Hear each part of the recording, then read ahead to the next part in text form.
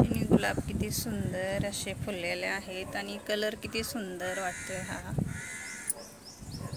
हे आपलं ब्रह्मकमळ आहे. ब्रह्मकमळला कळ्या 2 लागलेल्या होत्या, ते एक कळी खराब झाली, एक कळी छान अशी सुंदर आलेली आहे. आता मस्त छान फुलेल, मस्त मोठी व्हायला लागलेली आहे. ब्रह्मकमळची कळी छान आहे, सुंदर अशी. हे आपण घेतलेला आहे थर्माकोलचा बॉक्स आहे आणि ही आपली पायपुसणी आहे. खाली हे मोकळं असल्यामुळे आपण याच्यामध्ये हे 2 गज टाकलेले आहेत आणि त्याच्यावरती आपण ही पायपुसणी टाकलेली आहे. त्याच्यामुळे काय होईल, आपली माती टाकलेली आपली खाली जाणार नाही. त्याच्यामुळे आपण हे पायपुसणी टाकून घेतलेली आहे छान अशी. हा मोठा बॉक्स आहे. आपल्याला लावायचं आहे हे चिनी गुलाब.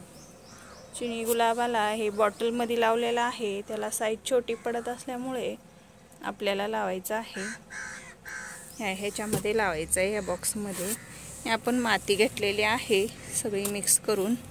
तर हे आपण थर्माकोलच्या बॉक्समध्ये भरून घेणार आहे. त्याच्यामध्ये सगळी माती आणि ह्यावर टाकलेला आपण हे खात आहे किचन कंपोस्ट आहे.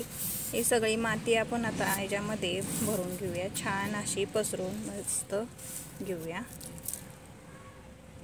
तर याच्यामध्ये आपण माती पूर्ण अशी पसरून घेतलेली आहे. तर आपला हे थर्माकोलचा बॉक्स भरलेला आहे पूर्ण. तर आपल्याला ह्याच्यामध्ये लावून घेऊया आपण चिनी गुलाब. हे छान याला सुंदर असे फुलं येतात, ते आपण आता याच्यामध्ये लावून घेऊया. याच्यामधून काढून घेणार आहे आणि ते याच्यामध्ये लावून घेऊया.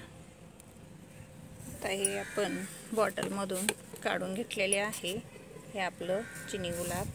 तर याच्यामध्ये आपण लावून घेऊया, म्हणजे काय होईल, छान त्याला अशी पसरण्यासाठी जागा भरपूर भेटेल आणि छान सुंदर ह्याच्यात लागू होईल.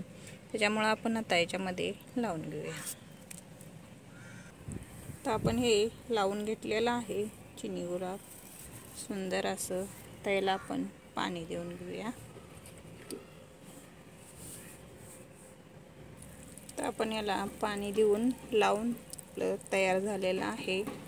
छान आता सुंदर असे फुलं लागायला अशी जागा याला भरपूर अशी मिळालेली आहे. तर छान लागू होईल मस्त